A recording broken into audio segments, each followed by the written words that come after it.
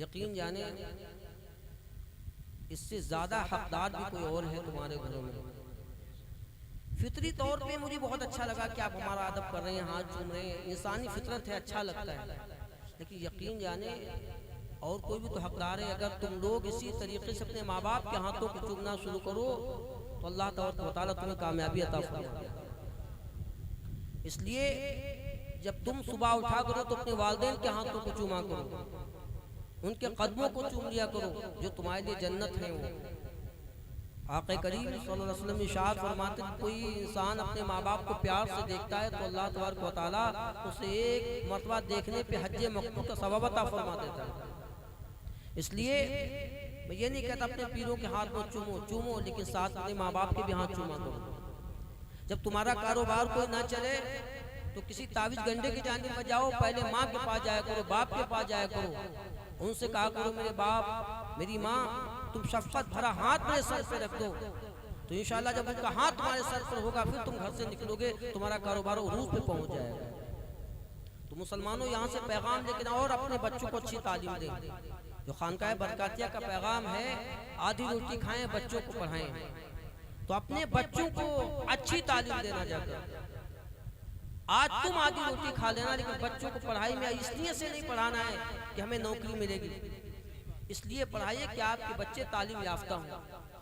अगर ये दौर में तलवार से आप नहीं जीत सकते, बंदूक भाले से नहीं जीत सकते, जब तुम्हारे हाथों में जो है ये कलम की तलवार होगी तो इससे तुम दुनिया फतेह कर सकते हो। आक़ा दो जहां सल्लल्लाहु अलैहि वसल्लम ने जब कुफ़ार और मुशरिकीन जब कैद में आए तो कहा अल्लाह के रसूल ने तुम लोग कुछ 5-5 या 10-10 मुसलमानों को पढ़ाना लिखना सिखा दो, फिदिया के जगह में तुम्हें रिहा कर दिया जाएगा। आप देखें वहां ये नहीं कहा गया, वो जानते क्या होंगे वो लोग, दीन के बारे में तो जानते नहीं काफिर लोग। मेरे नबी ने फरमाया लिखना सिखा दो साहबा को और तुम्हें जो है फिदिया के तौर पर रिहा कर दिया जाएगा। तो कोई भी तालीम वो सीखें तालीम को, लेकिन साथ में अपने दीन को और मसलक को मत छोड़िएगा। इसलिए अपने बच्चों को अच्छी तालीम दें। अभी अल्लामा साहब चतुर्वेदी साहब बयान कर, कितने लोग हाई स्कूल किए हुए हैं, कितनी शर्म की बात है। हमें हाई स्कूल इंटर भी करें, डॉक्टर भी बनाने अपने बच्चों को, जरूरत है हमें डॉक्टर बनाने की। अब आप कहेंगे इसमें डॉक्टर बनाना भी सवाब है, याद रखिए, वकील बनाना भी सवाब है, जज बनाना भी सवाब है, ये भी इबादत है। जब कोई बच्चा अपने बच्चे को आप कोई डॉक्टर बनाए तो नियत कर ले कि मेरा बच्चा अच्छा डॉक्टर बनेगा तो गरीब मुसलमानों की मदद करेगा, तो वो जो सवाब जारिया होगा तुम्हारा।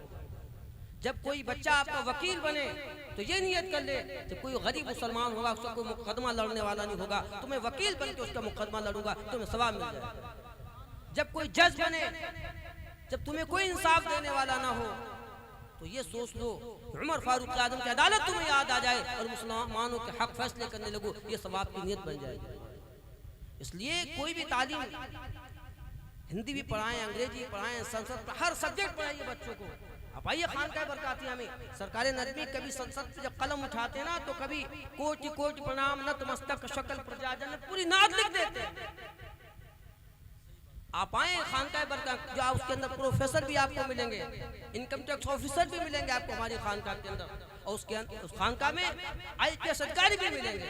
वो खाली पीर नहीं है हमारी खानकाह में, वो कहते हैं अपने बच्चों आधी रोटी खाओ, बच्चों को पढ़ाओ, और जरूरत पड़ी सिर्फ ऐलान नहीं है खानकाह का, करके भी दिखाया गया है।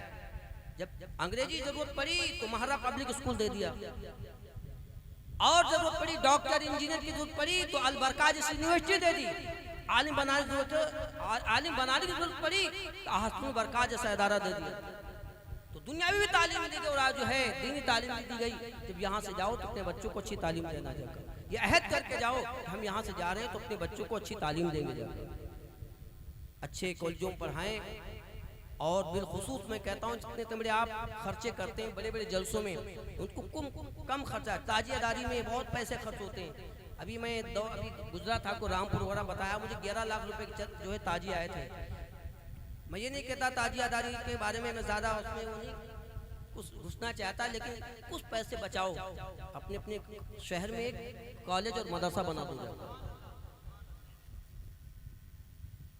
पैसे बचा के आप 11 लाख का ताजिया लेके आए थे, अगर वो पैसे बचाते तो हर गांव के अंदर स्कूल बन जाता। एक अच्छा प्लॉट बनता और उसके हर साल कुछ पैसे इकट्ठे करके एक इदारा बन सकता था जिसमें आपके बच्चे तालीम पा रहे होते। आज हिजाब की पाबंदियां तुम देखते हो, अल्लाह के कसम तुम्हारे इदारे होते तो कोई हिजाब पे पर्दा लगाने वाला नहीं होता। ये रोना नहीं रोना पड़ता आपको कि हमारे बच्चों में हिजाब का पर्दा जो है पाबंदी लगाई जा रही है, हमारे बच्चों को जो है कुफरिया और तराने गाए जा रहे हैं। अगर तुम्हारे खुद के कॉलेज होते तो जरूरत है अपने हॉस्टल भी खोलने की, अपने जो कॉलेज भी खोलने की, अपने इदारे भी खोलने की। इसलिए मुसलमानों होश में आओ। 11वीं करते हो खूब करिए, 11वीं ख्वाजा की छठी खूब मनाइए, लेकिन 20 देखों के बजाय एक देख बना लो। बाकी पैसों से अपने बच्चों की तालीम पे खर्च कर लो। मज़ारों पे चादर लेके जाते हो, 50 रुपए के फूल ले जाओ, काम हो जाएगा। 5000 की चादर ना ले जाओ, बाकी पैसे बचा किसी गरीब को दे दो। क्या ऐसे देखो बहुत से मुसलमान ऐसे हैं। अब देखें जिनके पास बच्चों के लिए पढ़ने के लिए किताबें नहीं है, तलाश किया करो, उनकी मदद कर दिया करो। मदरसों में जाइए, हदीस जो है किताबें नजर नहीं आती हैं। तो अपने ये होश में आओ मुसलमानों, कितना पैसा हम इधर उधर कर देते हैं। 20 देख की जरूरत नहीं है। गौस की 11वीं एक देख भी बनाई जा सकती है। गौस की 11वीं एक देख भी बनाई जा सकती है। और बाकी पैसा का तुम तलाश करो महल्लों में कौन बच्चे ऐसे जिन पे जो तालीम चाहते भी उनके पास जो है पैसा नहीं है, तो अपने बच्चों को तालीम दिला दिया करो। हॉस्टल में जाके देखें कितने मुसलमान जिनके इलाज के लिए पैसे नहीं हैं। इसलिए मुसलमानों होश में आओ। और यही मसलक आला हज़रत था। मसलक आला हज़रत पर मजबूती से कायम रहना। मसलक आला वही मसलक हक है जो सरकार आसुलमा रहमतुल्लाह मेरे मुर्शिद गिरामी आखिरी वक्त में देखें आप, आखिरी वक्त में लोग वसीयतें करते, बड़े मजबूत वसीयतें करते हैं। कोई प्रॉपर्टी की वसीयत करता है, कोई जायदाद की वसीयत करता है, लेकिन सरकार आसुलमा रहमान महरेरवी अपने चारों बच्चों को बुलाते हैं, चारों शहजादों को बुलाते हैं। हुजूर अमीन मिल्लत से फरमाते हैं, अमीन मियाँ क्या इमाम अहमद रजा खान फाजले बरेलवी को जानते हो? तो कहा अब्बा कौन नहीं जानता, उनको तो सारा जमाना जानते हो, हमारी खानका में तो रोज का जिक्र होता है। अशरफ मियाँ से पूछा, अशरफ क्या तुम जानते हो, आला हजरत को जानते हो? कहा अब्बा कौन नहीं जानता, आप तो हमारे यहाँ हमारी खानका में कोई उर्स होता है, कोई तकरीब होती है, हम बगैर आला हजरत की तकरीब पूरी नहीं करते।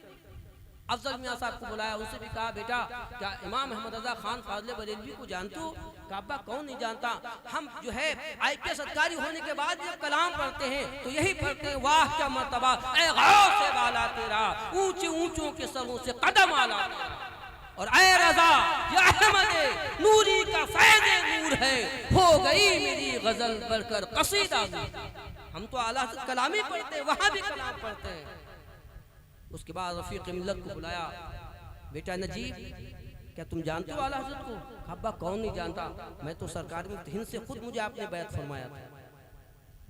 तो कहा सुनो चारों बेटे समझ लो, किसी मसलक पे कायम रहना यही सच्चा मसलक है। जो कोई मेरा बेटा इस मसलक से हट गया, मेरा मुरीद हट गया, तो मेरी बैत से और मेरी जायदाद और मेरी मीरास से खारिज हो गया। ये वसीयत थी सरकार आसुलमा की। एक वली देख रहा था आने वाले वक्त में अगर कोई सच्चा मसलक होगा, सच्चे दीन पे चलने वाले लोग होंगे, वो मसलक आला हज़रत के लोग होंगे। इसलिए मसलक आला हज़रत को मजबूती से कायम रखना, इस पे मजबूती से दामन को पकड़े रखना, यही तुम्हारे लिए जो है आखिरत और दुनिया का अच्छा रास्ता है। अल्लाह तबारक व तआला हम सबको मसलक आला हज़रत पर कायम दाम रहने की तौफीक रफ़ीक अता फरमाए। व आखिर दावाना अल्हम्दुलिल्लाह। अस्सलामु अलैकुम।